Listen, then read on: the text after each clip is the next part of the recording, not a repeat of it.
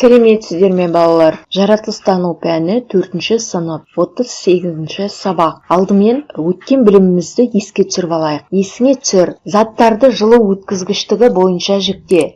Жылу өткізгіштік кестесі.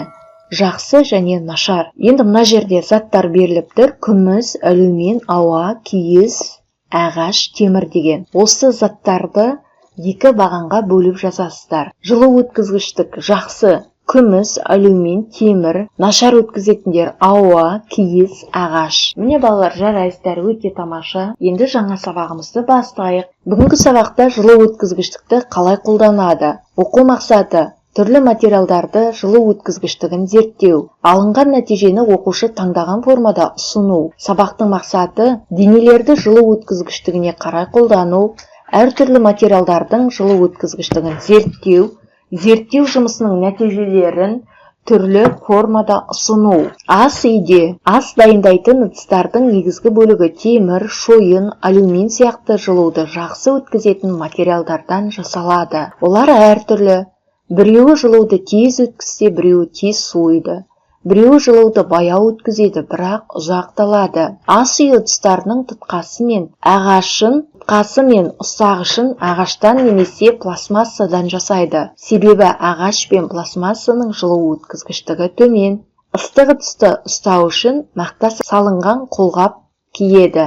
Неліктен? Қазіргі кезде мұндай қолғапты силикон деген материалдан да жасайды. Себебі қолымыз күйіп қалмау үшін қолғап киеді екен. Жылу өткізгіштік қасиеттер. Үй жылытуға пайдаланатын радиатор. Өндірісіне жылу өткізгіштігіне ерекше назар аударылады. Металдың жылу өткізгіштігінің арқасында жылу батареядан ауаға беріледі. Ауа жақсы жылу оқшаулағыш. Сондықтан терезе жақтауын 2 немесе 3 қабат етіп жасайды.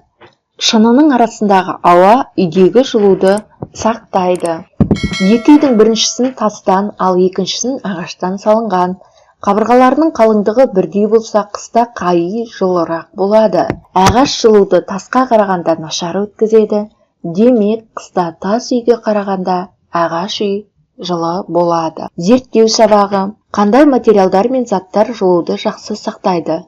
Ол үшін зерттеу жұмысын жүргізейік. Заттар: пластик стакан, 3 кіші және 3 үлкен стакан, газет, фольга, мақта, 3 целлофан, қалта, 3 резинка, 3 термометр. Зерттеу жоспары: үлкен стаканның ішіне кішкентай стаканды саламыз. Үлкен және кіші стакан арасындағы кеңістікті материалдармен толтырамыз. 3 стаканға да ыстық су құямыз.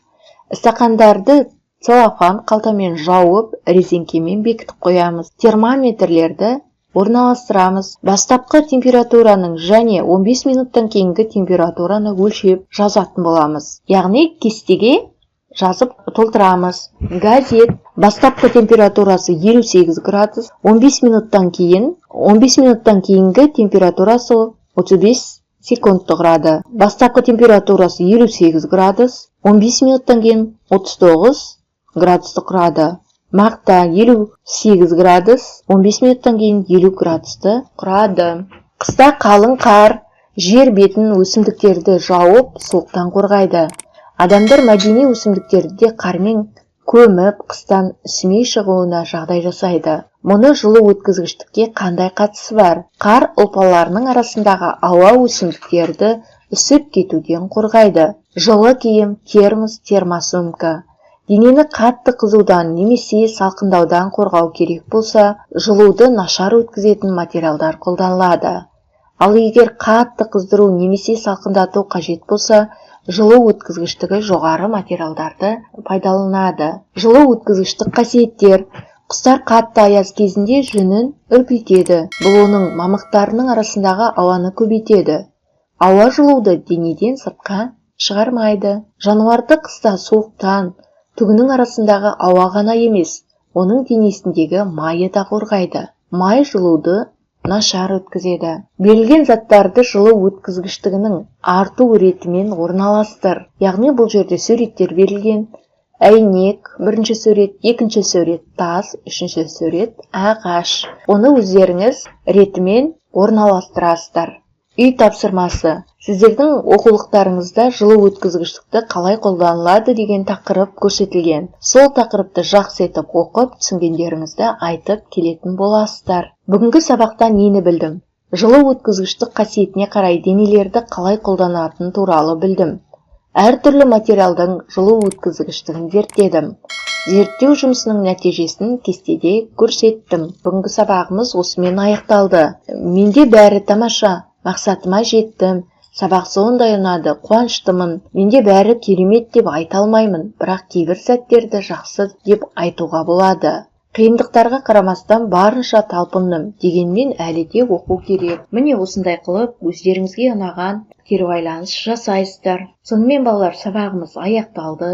Егер де бүгінгі тақырып сіздерге ұнап жатса, бастауыш сабақтары каналына жазылуды ұмытпаңыздар.